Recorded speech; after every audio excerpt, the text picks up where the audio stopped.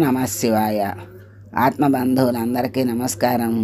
శివపురాణం తృతీయాశ్వాసం పార్వతీ వివాహం గురించి ఈరోజు మనం తెలుసుకుందాం. మహర్షులారా, తొలి నందీశ్వరుడు మార్కండేయుడికి చెప్పినటువంటి పార్వతీ వివాహ వృత్తాంతాన్ని వినండి. నారద బోధిత పవిత్ర పంచాక్షరి మంత్రపఠన ధ్యానం చేత పార్వతీదేవి శుష్కిస్తోంది. అంటే ఆయన మంత్రాన్ని చెప్పి దాన్నే జపించమని చెప్పి వెళ్ళారు కదా, ఆ పార్వతి అదే మంత్రపఠనం ధ్యానం చేస్తూ శుష్కిస్తోంది. మహామునీశ్వరులే పొగిడేటట్లుగా తపస్సు చేస్తోంది. తల్లిదండ్రులు జాలి పడిపోయారు. పోనీ తపస్సు మాని ఇంటికి వచ్చేయమందామా అంటే ఆ కూతురు ఒప్పుకోదు. పట్టుదల బట్టి శివుని భర్తగా చేపట్టాలి అని గట్టిగా చెప్పి యథావిధిగా తపస్సు చేస్తానని చెప్పి వెళ్ళింది కదా, అందుకని రాదు, రమ్మన్నా రాదు. మేనక హేమవంతులు ఇంటికి వెళ్ళిపోయారు. దేవతలు బ్రహ్మ విష్ణు దేవేంద్రుడు శంకరుని వద్దకు వెళ్ళారు. లోక కళ్యాణార్థం పార్వతిని నీవు వివాహం ఆడట తప్పదు అన్నారు. అప్పుడు విష్ణువు శంకరునికి గృహస్థాశ్రమ ధర్మ ప్రాశస్త్యాన్ని తెలియజేసి, భార్య లేనివాడు పూజార్హుడు కాడు కనుక ఇంక శంకరా, నీవు పార్వతిని పరిణయమాడి ఒక కుమారుని కనాలి. లోకకంటకుడైన తారకాసురుడు ఆ కుమారుని వల్లనే అంతం అవుతాడు అని బోధించాడు. శంకరుడు చివరికి ఒప్పుకున్నాడు.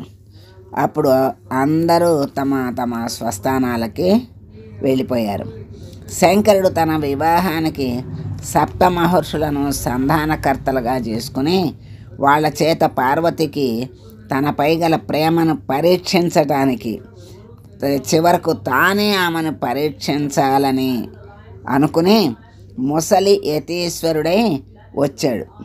పార్వతీదేవి వద్దకు వచ్చిన యతీశ్వరుడు ఆమె యథోచితంగా గౌరవించి తాము అమోఘ వర్చస్సు కలిగి ఉన్నారు, త్రిమూర్తులలో ఎవరై ఉంటారో తెలపమని అతడు అన్నది. అంటే అతడు సంతసించి, నేను బ్రహ్మవంశజుడను, తపోధనుడను, నీ తపస్సు చూచిపోవటానికి వచ్చాను, నీవెవరు అని ప్రశ్నించాడు.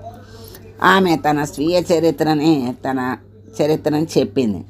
దాన్ని విని అతడు నిదానంగా ఇట్లు చెప్పాడు. తరుణీమణిరో, కానంగా సుందరులెందరో మానసమున ఎంచి చూడు. మా శివుని ఇంకా పతిగా కోరుకున్నటువంటి అతను ధనహీనుడు, మరి తాను విరాగి అయి యతిగా శ్మశానంలో తిరుగుతూ ఉంటాడు, అతనిని చేపట్టడం తగునా అన్నాడు. కోపాన్ని పొందింది ఆమె. ఓరి, నీవు కపట సన్యాసివిగా ఉన్నావు, పరబ్రహ్మ స్వరూపుడును, జగద్విఖ్యాతి విజ్ఞాని అయినటువంటి ఈశ్వరున దూషించుచున్నావు. ఈశ్వర దూషణ పాపకార్యము కదా అని తన పరిచారికలతో వాణ్ణి వెళ్ళగొట్టమంది. వెంటనే శంకరుడు ఆమెకి తన గూర్చి నిజం చెప్పాడు. ఆమెను చేపట్టదలుచుకున్నానని తెలియజేశాడు. కైలాసంలో ఆమెను రమ్మంటే జననీ జనకుల యొక్క అనుజ్ఞతో రావటం ధర్మమని చెప్పి పార్వతి ఇంటికి వెళ్ళింది. అప్పుడు తర్వాత శంకరుడు కైలాసానికి వెళ్ళి స్వీయ గణ పరివేష్టితుడై సుఖాసీనుడై ఉన్నాడు. మన్మథ బాణ బాధితుడై పార్వతిని వివాహం చేసుకోవడానికి యోచిస్తూ సప్త మహర్షులను పిలిపించాడు. మీరు హిమవంతుని దగ్గరకు వెళ్ళి పార్వతిని నాకిచ్చి పెళ్లి చేసేటట్లుగా నచ్చ చెప్పమని కోరాడు. వాళ్ళ అంగీకరించి శుభమస్తు అని పర్వత ప్రాంతానికి వెళ్ళారు. ఆ హిమాలయ సౌందర్యం చూసి వాళ్ళు ఆశ్చర్యపడి హిమవంతుని నగరం యొక్క అందచందాలను చూస్తూ ఆనందపడుతూ వర్ణనలు చేస్తూ హిమవంతుని చేరారు. అప్పుడు హిమవంతుడును వారిని ఎంతో గౌరవించి, మీరు వచ్చిన పని వింటాను ఏమిటి అని ప్రశ్నించాడు. వాళ్ళంతా కూడా వివరంగా చెప్పారు.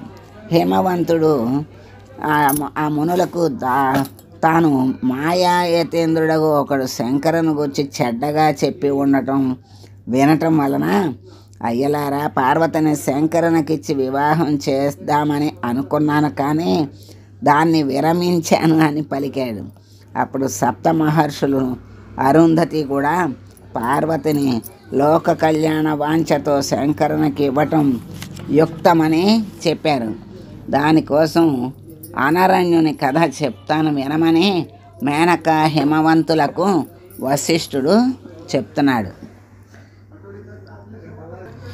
సర్వం శ్రీ పరమేశ్వరార్పణమస్తు.